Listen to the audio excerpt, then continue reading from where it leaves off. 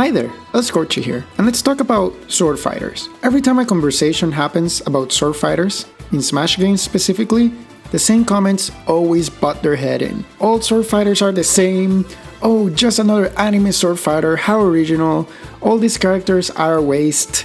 We know the deal. And a lot of this stigma has been targeted towards Fire Emblem characters specifically, a series that is now the third most represented in Smash Bros. And is also arguably the banner for sword fighters in Smash. And although I don't agree with this sentiment towards sword fighters, hold on, let me repeat that for the people in the comments. Although I do not agree with this sentiment towards sword fighters in Smash, I thought it'd be interesting to look more into it and answer the question, why do some people hate sword fighter characters in Smash? Why does most of the hate go toward Fire Emblem characters? And most importantly, how can we fix it? Okay, let's get into it. If we're going to talk about sword fighters and their character design, it's only logical that we start with the very first one, Link. In Smash 64, Link was designed as a slowish character with a good range, that's what the sword is for, that relies on zoning and punishing reckless approaching from the enemy.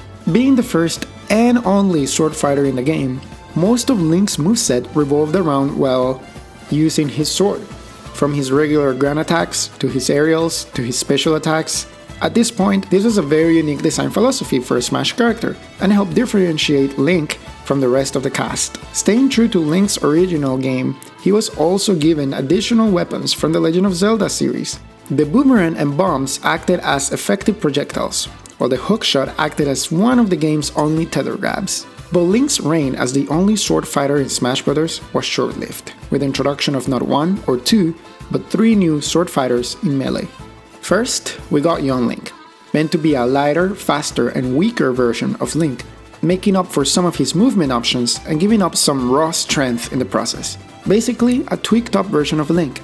These characters will later become more different in future installments of the game. Additionally, we also got Marth and Roy, who will go on to be way more different in future installments of the game, but were designed very similarly in Melee. Their biggest difference being the sweet spot of their swords, with Roy's being closer to the handle of the sword, effectively turning him into a riskier character that has to go even closer to truly punish the opponent, unlike Marth, who is better at zoning out opponents. Now, here's something important to note. Unlike Link and Young Link, both these characters' entire moveset is based around the fact that they have a sword. Remember how I mentioned that the design for Link borrowed from the source material with weapons like the boomerang, bombs, and hookshot? Plus the addition of the bow and arrow in Melee? Yet, Marth and Roy were both designed to use their sword for every single one of their moves. Even for their most unique move at the time, the counter, they used the sword to attack. On general terms, Marth and Roy were designed as characters who used their sword and nothing else. Their design takes very few cues from the Fire Emblem games to make them even more distinct. Why can't they use the Fire Emblem, the thing their game is named after, in their moveset? In their games, the Fire Emblem can be used to kill dragons and open chests. Listen, if they could turn Mr. Game & Watch making bacon into an attack, there was definitely room for thought here. Hell, maybe base some of their moveset around the fact that they come from a strategy RPG game, just like how Pokemon Trainer can swap characters mid-battle, like in the Pokemon RPGs. Now, maybe this was okay. A moveset 100% based around the fact that Marth and Roy have a sword wasn't bad at the time. After all, they were the only characters designed this way. And then along came Brawl, with the introduction of 4 additional sword fighters, one being another Link clone, Pit, Meta Knight, and Ike. Pit and Meta Knight were pretty unique in their own regard in comparison to the rest of the cast, while Toon Link felt like a young Link replacement since he wasn't in the game anymore. Ike's origin was rather unique, as he was not planned to appear in Brawl.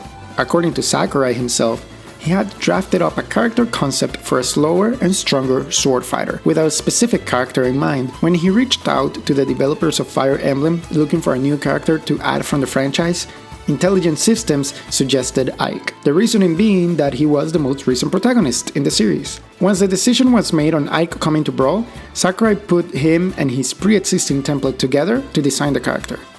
And here's a key part of this entire video. Although people who are more familiar with the game and its intricacies can easily tell the major differences between a character like Ike and a character like Marth, this is not the case for a lot of people who play the game more casually. While Ike still played very differently from Marth due to his speed and strength, his design still resulted in Ike being yet another sword fighter who just used his sword for all his moves, with little design elements that made him stand out as a sword fighter, even if he played very differently. This is despite the fact that Ike's sword has a very unique property in the Fire Emblem games.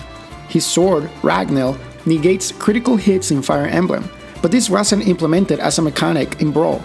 He also would eventually obtain the Alondite sword, which allowed the bearer to awaken certain forgotten memories. This could have also worked as a specific fighter mechanic for Ike, and I believe this is the core of the issue that's being brought up here. With Smash 4 and Ultimate, we got yet another 2 Fire Emblem characters that suffered from the same design philosophy, Lucina and Chrom. And yeah, they are echo characters, so it makes sense that they are similar to their original characters. But did we really need echo characters for other fighters that already had very similar counterparts? While on the other hand, we also got 2 Fire Emblem characters that do a way better job at representing their source games, Corrin and Robin. Robin, who can use their magic to cast spells and throw projectiles at you, while Corrin grows wings and turns into a dragon to attack, instead of just going whoosh with her sword for every single one of their moves. And that is where I think the solution lies for Fire Emblem characters, and the stigma surrounding them. When 5 out of 7 characters from the series suffer from the same design philosophy of sword character that uses sword for every attack, it's a bit easier to understand the hate. And I do not believe it's too late to improve the design of these characters either. Just look at how characters like Luigi and Ganondorf have had drastic design changes over the years to differentiate them further from the characters they were based off of.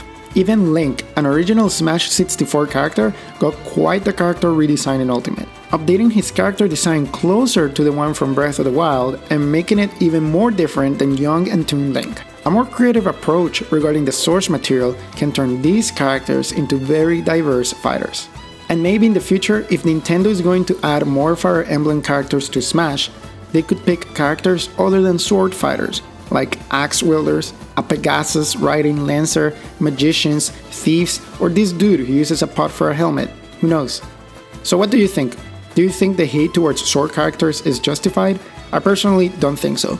But I see where they're coming from. And also, how would you change the character design of some of the Fire Emblem characters to make them more unique? Let me know in the comments. And that's it for me. Thank you so much for watching. If you like this video, make sure to like, comment, and subscribe.